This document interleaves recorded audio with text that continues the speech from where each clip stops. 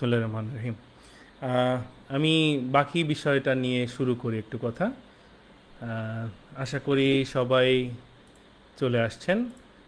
এবার আমি একেবারে খুব টু দ্য পয়েন্ট কথা বলবো। আমি এতক্ষণ যে কথাগুলো বলেছি সেই কথাগুলোরই সমাধানটা দেওয়ার চেষ্টা করব, যে এই যে খালেদ মহিউদ্দিন এবং আব্বাসী সাহেব দুজন মিলে তারা যে অ্যাকচুয়ালি যেই প্রসঙ্গগুলো নিয়ে কথা বলে কিছু প্রশ্ন ছুড়ে দিয়ে মানুষের মনে মানে মাঝপথে চলে গেলেন, সেটা অ্যাকচুয়ালি কতটা মানে ঠিক, এটা আমি একটু ক্রস চেক করব। এবং এই একটু সাউন্ড চেক করে নিই। ঠিক, এটা আমি একটু, জি, সাউন্ড ঠিক আছে। তো আমি এই বিষয়টা একটু ক্রস চেক করব যে ওনারা যেই যেই বিষয়গুলো মাঝপথে ছেড়ে মানুষদের মনে প্রশ্ন তৈরি করে দিলেন, সেই প্রসঙ্গগুলো অ্যাকচুয়ালি উত্তর কি বা সমাধান কি। বিসমিল্লাহ। প্রথমে আসি, প্রথমেই আমি খালিদ মহিউদ্দিন সম্পর্কে একটু বলি। দেখেন, খালিদ মহিউদ্দিন উনি নিউ ইয়র্কে থাকেন। খুবই ফেমাস একজন ব্যক্তি ছিলেন, সাংবাদিক।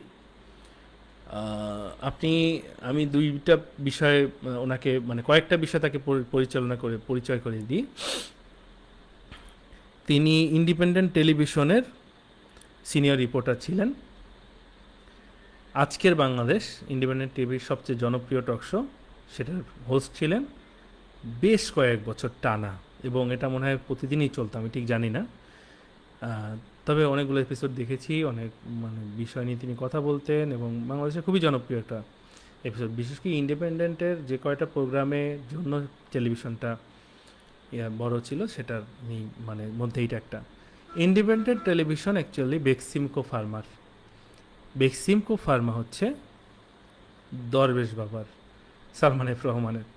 তো অ্যাকচুয়ালি খালিদ মহিউদ্দিন সালমান এফ রহমানের সাথে, হাসিনা সরকারের সাথে ওতপ্রোতভাবে জড়িত ছিলেন। এই খালিদ মহিউদ্দিন হাসিনার একটা টক শোতে তাকে প্রশ্ন করেছিলেন সংবাদ মাধ্যম কতদিন স্বাধীন থাকবে। সেই সময় হাসিনা তাকে একটু মানে তেরাভাবে হুমকিও দিয়েছিলেন ইনডাইরেক্টলি, এবং সেটা খুব ভাইরাল, এখন আপনি সার্চ দিলে ইউটিউবে পাবেন। বাট কথা হচ্ছে, এই খালিদ মহিউদ্দিন সেই হাসিনার টকশোতে বা সাংবাদিকদের ওখানে কিভাবে গেলেন? সেখানে তো যারা তেল মারার লোক তারাই যাওয়ার কথা, ঠিক না? এবং আমরা পরবর্তীতে দেখেছি অনেক সময়। তো তিনি সেখানে কেন গেলেন? কারণ সেখানে ডাকাই হয়েছিল ওইসব সাংবাদিকদের যারা অ্যাকচুয়ালি তেল মারার সাংবাদিক। খালিদ মহিউদ্দিন ইন্ডিপেন্ডেন্ট টেলিভিশনে ছিলেন, সালমান রহমানের প্রতিষ্ঠানে, এবং তিনিও তেল মারতেই গিয়েছিলেন। আমি জানি না তিনি তেল মারার পরবর্তীতে কী কী বলেছেন, আমি সব শোনার ধৈর্য হয় নাই, কিন্তু মানে আমার প্রশ্ন হচ্ছে তিনি সেখানে গিয়েছিলেন যেহেতু তার তাদের সাথে একটা লিঙ্ক ছিল, এটা আমার একটা পয়েন্ট। দ্বিতীয় হচ্ছে, তিনি নিউ ইয়র্কে আছেন এবং তিনি বিভিন্ন বিষয়ে বিভিন্ন সময় কথা বলেন। সবচেয়ে বড় বিষয় হচ্ছে, তিনি মুসলমানদের নিয়ে যখন কথা বলেন বা ইসলাম নিয়ে কথা বলেন, তখন তিনি এমন পয়েন্ট নিয়ে কথা বলেন যে পয়েন্টগুলো অ্যাকচুয়ালি সবচেয়ে প্রশ্নবোধক পয়েন্ট, সবচেয়ে প্রশ্নবোধক। আপনি দেখেন, তিনি এমন একটা সময়ে ইসলামিক আইন নিয়ে কথা বলতেছেন যখন রাষ্ট্রের প্রতিটা মানুষ এই বাচ্চার ধর্ষণের বিষয়ে, তার হত্যার বিষয় নিয়ে খুবই আপসেট। এবং এই সময় তিনি এই ধর্ষণের বিচার বা এই সেন্সিটিভ ইস্যুর ইসলামিক দৃষ্টিতে বিচার কি, সেটা তিনি নিয়ে আলোচনা করতেছেন। এবং ব্যাপারটা এমন না যে তিনি মাঝহাবের 4-5 জন লোক নিয়ে আসছেন, বড় বড় আইন প্রণেতাদের নিয়ে আসছেন, তিনি একটা সমাধান খুঁজতে চাচ্ছেন। ব্যাপারটা কিন্তু এরকম না। তিনি আনছেন কাকে? এমন একজন ব্যক্তি যিনি সবচেয়ে বিতর্কিত এবং তার অ্যাকচুয়ালি আইন দিয়ে কোনো যোগ্যতা নাই। এটা কি খালিদ মহিউদ্দিন জানে না? আপনার মনে হয় যে খালিদ মহিউদ্দিন এটা জানে না? খালিদ মহিউদ্দিন অবশ্যই এটা জানে যে আব্বাসী সাহেব অ্যাকচুয়ালি এই প্রসঙ্গে কথা বলার যোগ্য ব্যক্তি না। তিনি অ্যাকচুয়ালি গলাবাজ। তিনি অ্যাকচুয়ালি মানুষদেরকে হেয় করে নিজেকে বড় করতে চায়। তাকে কেন এই ধরনের সেন্সিটিভ প্রসঙ্গে টকশোতে আনা হয়, এবং যেই একটা প্রসঙ্গ যখন টকশোতে আলোচনা হয়, নিয়ম হচ্ছে যদি সেটা সমাধান না হয় তখন সেটা বলা যে হ্যাঁ এই প্রসঙ্গে আরও কথা থাকতে পারে, আরও মত থাকতে পারে, আমরা একটা মত শুনলাম, বাকি মতগুলো আমরা আবার শুনবো। তাহলে যিনি শ্রোতা তিনি মনে করেন যে ওকে, তাহলে এটা নিয়ে আরও কথা থাকতে পারে বা অন্য বিষয় থাকতে পারে, আমরা আরও শুনবো, এটা এখানেই শেষ নয়। কিন্তু খালেদ মহিউদ্দিন যখন বলেন হুজুর আপনি বলেন এই বিষয়ে ইসলামের ইয়া কি, হুজুর যখন বলতে পারে না তখন তিনি বলেন আপনি যদি এটার বিষয়ে স্যাটিসফাইড হন তাহলেই হইল, বলে তিনি অন্য প্রসঙ্গে যান। তার মানে তিনি প্রশ্ন করছেন একজন ইসলামিক স্কলার ইসলামিক আইনের বিষয়ে জানেন না, এবং ইসলামিক আইনের বিষয়ে তিনি যেটা বলছেন এইটা অ্যাকচুয়াল আইন, এবং মানে উনি যেটা বলছেন ওইটা হচ্ছে অ্যাকচুয়াল আইন, যেহেতু উনি একজন স্কলার, এবং এইটা সন্তোষজনক উত্তর না, এইটা তিনি কিন্তু বুঝিয়ে দিচ্ছেন এই কথার মাধ্যমে। আপনি ক্লিয়ার? আমার এই কয়েকটা পয়েন্ট এর মাধ্যমে আমার চোখে খালিদ মহিউদ্দিন বা এই ধারার যারা আছে, যারা ব্রিটেন, আমেরিকা বা এইসব জায়গায় বসে ইসলামিক বিষয়গুলো নিয়ে টপিক ওয়াইজ কথা বলতে আসেন উইদাউট এনি রিসার্চ, এবং তারা এই ধরনের মাঝপথে এক একটা প্রসঙ্গ ছেড়ে মানুষদেরকে কোনো রেজাল্ট না দিয়ে চলে যান, তাদের উদ্দেশ্যগুলো আপনারা খেয়াল করবেন। তারা মানুষদেরকে চায় তারা ইসলাম সম্পর্কে দ্বিধা বিভক্ত হোক, তারা ইসলামের আইনগুলো কোর ব্যাপারগুলো নিয়ে প্রশ্ন করুক, এবং তারা যেহেতু পড়াশোনা করার লোক না আর তাদের কাছে যেহেতু কোনো সোর্সও সে দিয়ে যাচ্ছে না, অতএব তারা আস্তে আস্তে এমনিতেই নাস্তিকবাদের পক্ষে যাবে। যদি প্রকাশ্যে নাস্তিক নাও বলে তাও সে মনে মনে ইসলাম নিয়ে সন্দেহ পোষণ করবে। এটা একটু খেয়াল করবেন।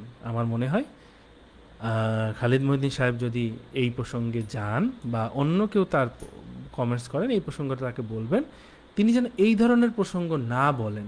হয় তিনি কোনো ইসলামিক প্রসঙ্গ বললে অবশ্যই তিনি সেটা ক্লিয়ার করবেন, আদারওয়াইজ তিনি এটাকে বলবেন যে এরকম আরও মত থাকতে পারে, আমরা এই বিষয়ে অন্য একজন ইসলামিক স্কলারকে নিয়ে আসব, অথবা একই জায়গায় তিনি চার মাযহাব এবং এছাড়াও যারা যত গোত্র আছে, সুন্নি আছে, শিয়া আছে এবং অন্যান্য অনেক ওই যে দেওয়ানবাগি আছে হ্যান ত্যান, আপনি তাদেরকেও নিয়ে আসতে পারেন।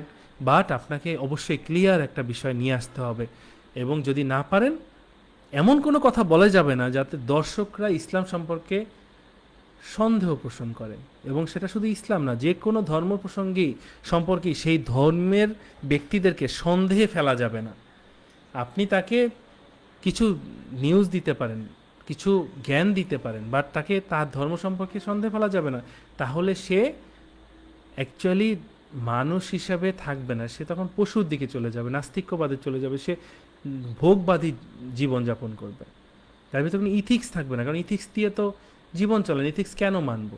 আমি মানুষকে হত্যা করলেও তো কোনো প্রবলেম নয়। যাই হোক, এইগুলো নিয়ে আমি আসবো না। এর পাশে আব্বাসির বিষয়, আব্বাসি সাহেব কেন এই কথাগুলো বলতে পারলেন না? আমি খুব শর্টে বলি, যেহেতু উনি ইসলামিক স্কলার, অনেক ওনার ভক্তরা হয়তো আমার ভিডিও দেখতে পারে, ভিডিও তো একদিনের জন্য না, অনেক দিনের জন্য, তাই আমি বলবো যে এটা অ্যাকচুয়ালি মানে একটু নোট করে রাখেন, বা শর্টে বলি আপনারা খেয়াল করবেন। সেটা হলো আব্বাসি সাহেব তার প্রিভিয়াস যে ব্যাপারগুলো, তার যত ডিবেট আছে, সে বিভিন্ন মানুষদেরকে ধরে নিয়ে এসে কথা বলে, তাদের সাথে কথা বলা, বিভিন্ন টকশোতে কথা বলা, তার বিভিন্ন বিষয়ে সমাধান দেয়া, এইগুলো আপনি যদি দেখেন দেখবেন এই ব্যক্তি অ্যাকচুয়ালি মানে গলার জোরে কথা বেশি বলে। মানে উনি যখন কথা বলে তখন কিন্তু কাউকে কথা বলতে দেন না, বা উনি একটা বিষয় বলছেন ওইটা বলতে বলতে বলতে বলতে উনি স্যাটিসফ্যাকশন লেভেলে না পৌঁছানো পর্যন্ত বলতে থাকেন, এবং উনি যখন মনে করেন যে হ্যাঁ এখন আমি স্যাটিসফাইড, এটা বোঝানো হয়ে গেছে, তখন উনি মনে করেন এটা সবাই বুঝে গেছে। তো আলটিমেটলি এটা কোনো সিস্টেম না, মানুষের বুঝের লেভেলটা আলাদা, এটা আমার বোঝা উচিত। আপনি যার সাথে কথা বলতেছেন সে কোন বেসমেন্টে দাঁড়িয়ে আছে, সে অ্যাকচুয়ালি বুখারীর কোনো হাদিস পড়ছে কি না, হাদিস কী জিনিস সেটা বোঝে কিনা, কোরআন কী জিনিস সেটা বোঝে কিনা, সে অ্যাকচুয়ালি কোরআন মানে কি না, এগুলো না জেনে আপনি একজনের সাথে ডিবেট করতেছেন, ওই ডিবেটকারী আবার তাকে আপনি যেভাবে বুঝতেছেন সেভাবে তাকে জোর করে বুঝাইতেছেন, চিল্লি কইরা মনে করতেছেন সে বুঝে গেছে। এইটা আব্বাসী সাহেবের মতো স্কলারদের জন্য বেমানান। আমার মনে হয় আপনি মানে এভাবে কথা বলবেন না, এবং আপনার জ্ঞানের লেভেল যে কতটা মানে মানে ডাউনে, এটা এই টকশোর মাধ্যমে স্পষ্ট প্রমাণ হয়ে গেছে। যারা এখনও আমাকে নিয়ে সমালোচনা করার চিন্তা করতেছেন যে আমি আব্বাসী সাহেবের বিরুদ্ধে বলতেছি, এই তিনি যা বলছেন সেগুলো ঠিক আছে, তারা অ্যাকচুয়ালি একটু মাথা ঠান্ডা করে টকশোটা আবার দেখেন, প্রসঙ্গগুলো দেখেন, আমার টকশোটা মানে আমার কথাগুলো শুনে তারপর আবার দেখেন। আমার মনে হয় আপনার কাছে কিছু বিষয় প্রশ্ন আসবে। আমি বলি না একবারও যে আব্বাসী সাহেব মানে নির্বোধ বা উনি জ্ঞানী না বা আলেম না, অবশ্যই ওনার অনেক জ্ঞান আছে, উনি কোরআন হাদিস অনেক ভালো পড়ান, উনি একজন সম্মানিত শিক্ষক।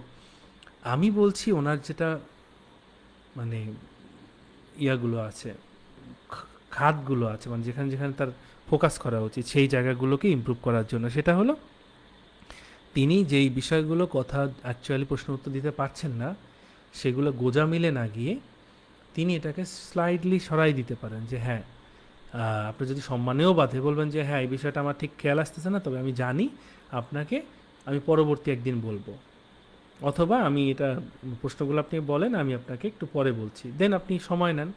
আপনার তো সামনে স্টুডেন্টরা থাকে, আমি খেয়াল করছি, তাদেরকে বলেন এই বিষয়ে একটু রিসার্চ করে বের করতে, তারাও তো জানে, বের করে তারপর বলুক। আপনি এমন কোনো কথা বইলেন না যে কথাগুলো আপনার যারা অনুসারী আছে আগামী 10 বছর 20 বছর পর তারা আপনাকে গালিগালাজ করে, কারণ সবাই কিন্তু তখন আজীবন নির্বোধ থাকবে না। আপনি খেয়াল করেন এখন আজকে 26 সাল, জাস্ট 10 বছর আগে 16 সালে এত সহজে তথ্য ভাণ্ডার পাওয়া যাইতো না। 10 বছরের মধ্যে তথ্য ভাণ্ডার অনেক আছে। আপনি যদি আরও আগে যান 6 সালে, আরও খারাপ অবস্থা। 20 বছর আগে কি এত তথ্য ভাণ্ডার ছিল? এত সহজে মানুষ বুঝতো না। কিন্তু অ্যাকচুয়ালি মানে এখন তো বুঝতে পারতেছে। তো এখন 6 বছর আগে ওই যে আমি একটু মানে অন্য প্রসঙ্গে বলি, ধরেন 6 বছর মানে 20 বছর আগে বা 10 বছর আগে অনেক, 10 বছর আগে অনেক সিনেমা বানাইছে ইন্ডিয়ান বাংলা, তামিল সিনেমাকে কপি করে বা হিন্দি সিনেমা কপি করে। তো তারা চিন্তা করছে ইউটিউব টিউব বা সোশ্যাল মিডিয়া বা এগুলো তো ছিল না, তারা ভাবছে ওই কোন হলে কোন সিনেমা হয়েছে আমি দেখে আসছি, গিয়ে সেটা কপি করছি, কি কেউ জানবে নাকি, এটাই তো ইউনিক, সবাই এটাই জানতো ইউনিক। বাট এখন এসে কোন সিনেমার কবে, বা ধরেন আজ থেকে 50 বছর আগে সিনেমাগুলো চলতো সাদা কালো, সেই সিনেমারও একটা অংশ যে এখন আইসা অমুক সিনেমার সাথে মিলে যাচ্ছে একটা পার্টের সাথে, এটা মানুষ ধরে ফেলতেছে। তো তখন এই সিনেমার যারা অভিনেতা অভিনেত্রী বা ডিরেক্টর গল্পকারক তাদেরকে কি মানুষ অ্যাকচুয়ালি ভালো বলে না। তো আপনাকে তো আজ থেকে 10 বছর পর 20 বছর পর মানুষজন গালি দিবে, আপনি এটা বুঝতেছেন না কেন? আপনি কি মনে করতেছেন যে পাবলিক এখনো 20 বছর আগের জায়গায় পড়ে আছেন? আপনি 20 বছর আগের জায়গায় পড়ে আছেন। আপনি এখনো ওই ঘরের মধ্যে মাদ্রাসার ইসের মধ্যে বসে বসে ভাবতেছেন যে আমার মানে আমি যা ভাবতেছি ওই রকম মানুষ ভাবে না। আপনার কথা শুনে আমি সার্চ দিছি, আমার গুগল যে পরিমাণ রেফারেন্স দিছে ওই রেফারেন্স তো আপনার কাছেও নাই। তো আপনি এইভাবে কথা বললে হবে না, আপনার মানুষজন আপনাকে গালাগালি করে। আপনার অনুসারী যারা আছে, যাদেরকে মনে করতেছেন যে তারা আমার অনুসারী, তারাই তো আমার সব, এরা সব বাতিল, আমার অনুসারীরা ভালো, এরাও 20 বছর পর তার ভবিষ্যৎ প্রজন্ম তারাও গালি দিবে আপনাকে। কারণ আপনি যেসব কথা বলতেছেন এই কথাগুলো অ্যাকচুয়ালি ধোপে টিকতেছে না, কমন সেন্সে টিকতেছে না। আপনি নবীর সাথে, শরীয়তের সাথে, খলিফাদের সাথে, মাঝহাবের মুস্তাহিদদের সাথে ডাক্তারদের তুলনা দিয়ে কথা বুঝাচ্ছেন, মিলতেছে না অ্যাকচুয়ালি, আপনার সাথে যায় না এগুলা। এগুলো যদি বাচ্চা পোলাপান বলতো মাইনে নেওয়া যাইতো, এগুলো বা যায় না, মানে আপনাকে কারেকশন দিতে তো অ্যাকচুয়ালি আমরা। তো আব্বাসী সাহেব হচ্ছে এরকম ব্যক্তি। তো উনি অ্যাকচুয়ালি ওনার জ্ঞানের লেভেল আসলেই কম। উনি কিছু পুস্তক পড়ে খুব মানে কোর পুস্তক যেগুলো বুখারির, মুসলিম বা সিয়াসিত্তা, ফেকার মূল এগুলো পড়েছেন, এবং মেবি উনি মধ্যপ্রাচ্যে বিভিন্ন রাষ্ট্র, সৌদি আরব, কাতার, কুয়েত বা বিভিন্ন জায়গায় কনফারেন্সে গিয়েছেন, তাদের সাথে কথা বলেছেন এবং তিনি দেখেছেন তারাও তার মতো সেম চিন্তাভাবনা করে, এবং তিনি মনে করেছেন এটাই পৃথিবীর সবচেয়ে শ্রেষ্ঠ এবং একমাত্র ইয়া। কিন্তু এর থেকে কাউন্টার কোনো কথা আসতে পারে কিছু হইতে পারে, এটা কিন্তু তিনি বুঝতেছেন না। হ্যাঁ, পাশাপাশি ভদ্রতার ব্যাপারটাও তার কাছ থেকে আমি আশা করব, এবং তিনি ভদ্রভাবে কথা বলবেন। আমি অনেককেই দেখছি, অনেককে তিনি অনেক, এই যেমন খালিদ মহিউদ্দিনকে তিনি কিন্তু একসময় রাগ হয়ে গেছিলেন, তাকে তিনি তার জ্ঞানের লেভেল নিয়ে কথা বলছেন অনেক সময়, অনেক একটা সময় তো বলছে যে এটা ইমান নষ্টকারী যারা তারা এইসব কথা বলে, তো খালিদ মহিউদ্দিন ইমান নষ্টকারী মানে যে মুর্তাদ আবার সেটা বলে ফেলতেছে আর কি, মানে ওনার তাল ঠিক নাই কথার, মানে বেশি তো বুড়ো হয় না, কিন্তু কেন এটা বলতেছে। যাই হোক, আমি প্রসঙ্গে আসি। 15 মিনিট হয়ে গেছে, আমি এখন আসল প্রসঙ্গে আসবো। সেটা হলো প্রচলিত আইন বনাম ইসলামিক আইন। আহ, এই যে দেখেন, আমরা যে তথ্যগুলো নিয়ে আসি, আমরা 4জন সাক্ষীর বিষয় নিয়ে আসছি। শুরুর দিকে আমরা যে কথাগুলো নিয়ে আসছিলাম, শাফি আইন, হাম্বলি আইন, হানাফি আইন, এই আইনগুলো কেন মানে কেন এরা রাষ্ট্রে মানে আইন মানে রাজনীতি থেকে দূরে ছিলেন, বাট তারাও আইনের বিষয়ে কথা বলেছেন, বা কিন্তু তারা কেন সামনে আসেন নাই।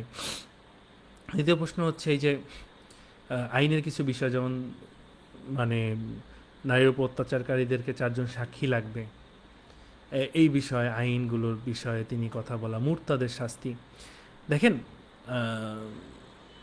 এইগুলো হচ্ছে আমরা যেইগুলো জিনিস দেখি, সব ব্যাপারগুলো নির্দিষ্ট একটা বেসমেন্টে দাঁড়িয়ে কথা বলা হয়।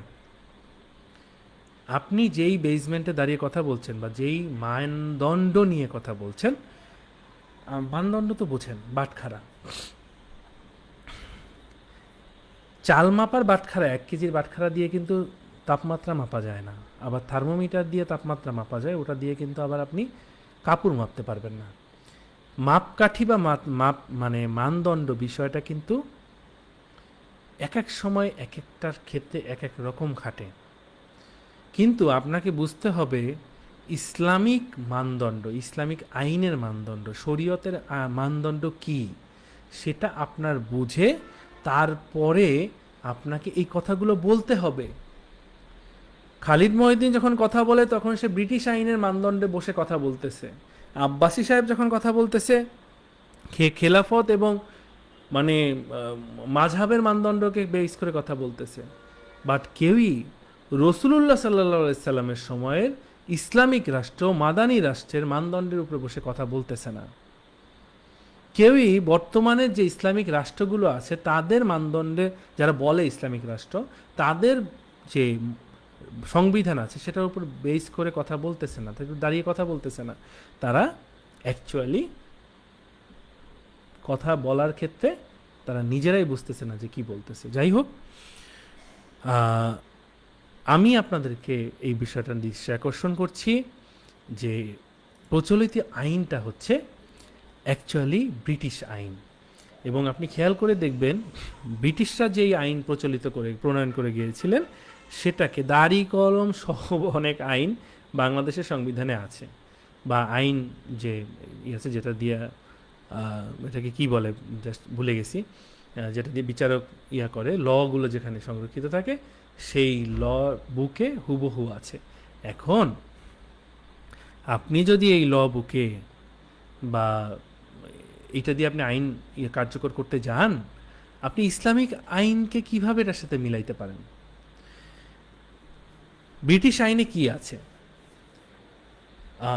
ব্রিটিশ আইন কি শ্রেষ্ঠ? এটার প্রশ্ন। ইসলামিক আইন কি শ্রেষ্ঠ? এটাও প্রশ্ন। ব্রিটিশ আইন একজন চোরকে 1 মাস 3 মাস শাস্তি দিয়ে দেয়, ঠিক না? জেলখানায়। এরপর সে ছাড়া পায়। কি করে? জেলখানায় গিয়ে ভালো হয়ে যায়? জেলখানা থেকে বের হয়ে ভালো হয়ে যায়? নাকি সে জেল খাটবে? এটা মানে শিওর। ব্রিটিশ আইনে দণ্ড 3টা।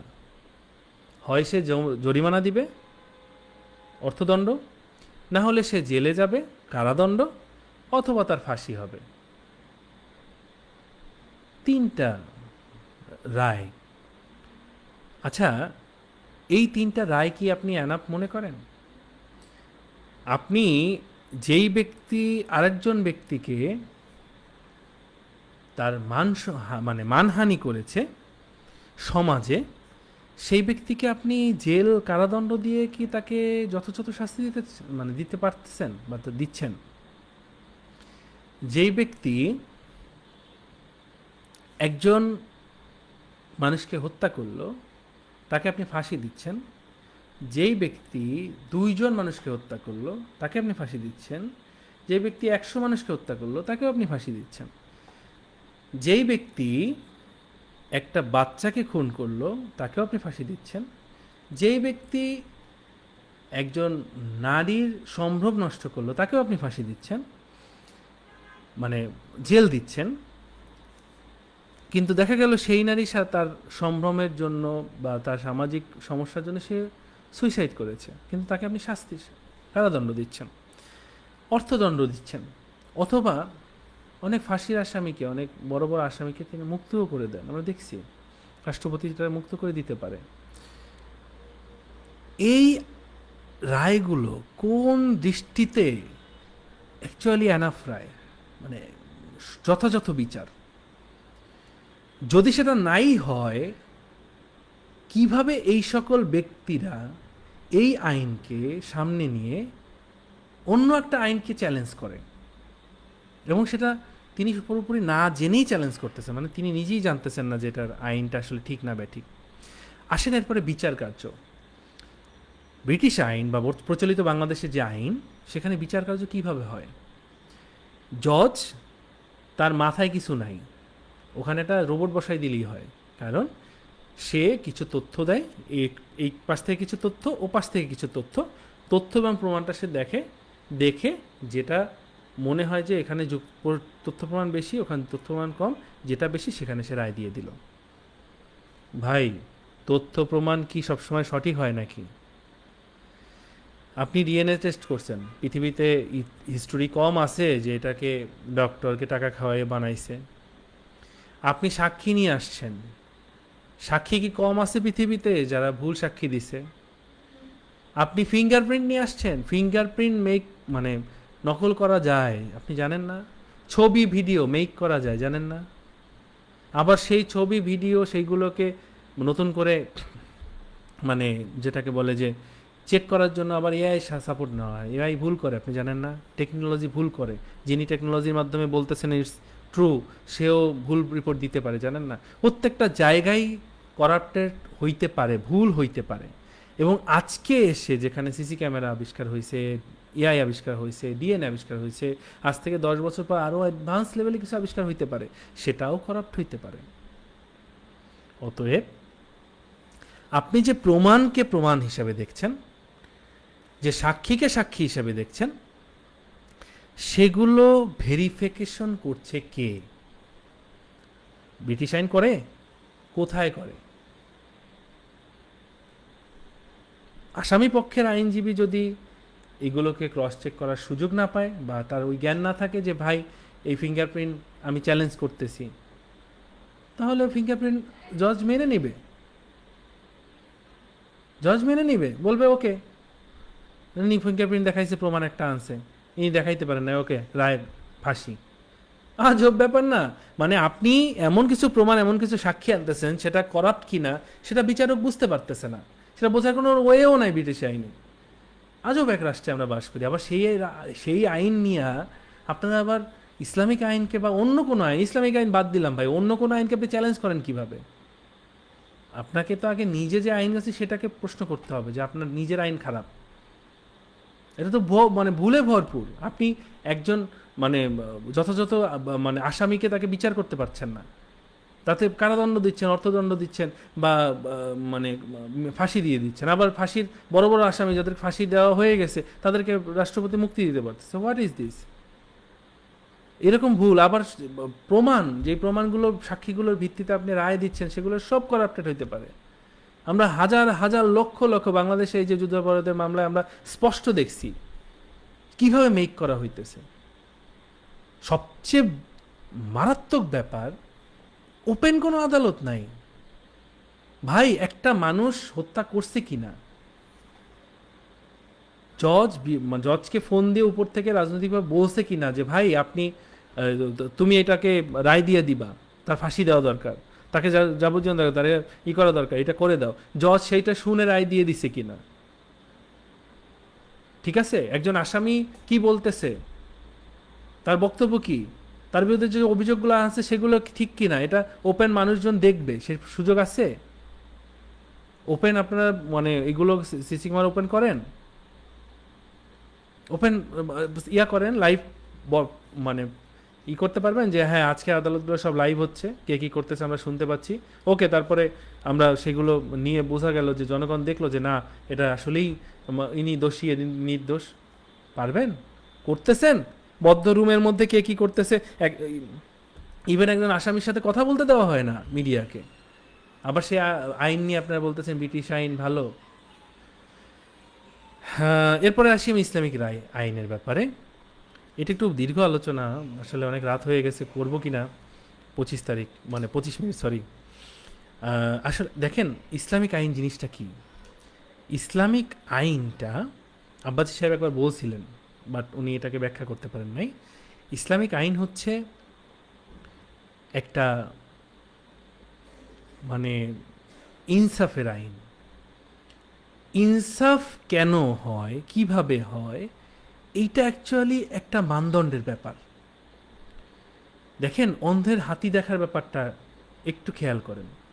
যে ব্যক্তির সামনে পর্দা আছে, অন্ধত্ব তো একটা পর্দা, চোখের সামনে একটা পর্দা আছে, সে হাতিটাকে দেখতে পাচ্ছে না, সে হাতে স্পর্শ করতে পারছে, সে পা ধরে, হাতির পা ধরে বলতেছে যে হাতিটা হচ্ছে খাম্বার মতো। এখন তাকে আপনি সারা জীবন যতই বুঝান, সে অ্যাকচুয়ালি ভাই হাতিকে, হাতির মতো তার সুর আছে, কান আছে, বুঝবে না। কেন? কারণ হচ্ছে সে অ্যাকচুয়ালি ওটা জানে না, তার জ্ঞানের লেভেল ওই পর্যন্ত নাই ভাই। তাকে ওই জ্ঞানের লেভেল বুঝাইতে হবে, তাকে প্রত্যেকটা জিনিস ধরাই ধরে করতে হবে, তাকে এক্সপেরিমেন্ট করাইতে হবে, তারপরে বলতে হবে যে হাতিটা এরকম। তো আমার কথা হচ্ছে যে এই যারা এই আইন ব্যবস্থা নিয়ে কথা বলে, তারা অ্যাকচুয়ালি এই অন্ধের হাতি দেখার মতো অবস্থা, ঠিক আছে? তো ইসলামিক আইনটা হচ্ছে এইরকম কিছু সেন্সিটিভ ব্যাপার আছে, যে ব্যাপারগুলো নিয়ে অ্যাকচুয়ালি আলোচনা করা, শেখার দরকার। যেমন প্রথমে যদি আমি প্রথম যে পয়েন্টটা ছিল সেটা হচ্ছে মাঝহাবের ব্যক্তিরা, যারা মাঝহাব প্রণেতা মুস্তাহিদ, তারা কেন, ফেকার শাস্ত্রের প্রণয়তেরা তারা কেন রাজনৈতিক থেকে দূরে ছিলেন, কর্মকাণ্ড থেকে। কারণ এটা অনেকেই মানে অনেকভাবে বোঝায়, বাট স্পষ্টভাবে যেটা বোঝা যায় সেটা হলো যে তারা আসলেই মানে রাষ্ট্রের থেকে দূরে ছিলেন এবং তারা রাষ্ট্রকে পছন্দ করতেন না। সেই সময় যারা রাষ্ট্রপ্রধান ছিলেন তাদেরকে পছন্দ করতেন না, এবং রাষ্ট্রপ্রধানকে সহযোগিতা না করা তো একটা বড় ধরনের গুনাহ, সেটা তো তারা জানতেন, তারা ফকি না। তো তারা তাকে সহযোগিতা করতে চায় না, তার মানে তারা তাদের দ্বিমত ছিল। এখন সেই রকম একজন আমরা রাষ্ট্রপ্রধান মানি, ইসলামিক রাষ্ট্রপ্রধান। আচ্ছা, আমার মনে হয় এই বিষয়টা নিয়ে একটু পরে কথা বলি, অনেক রাত হয়ে গেছে, 12:30 বাজে। আমি কালকে এই বিষয় নিয়ে বিস্তারিত কথা বলবো। আসসালামু আলাইকুম।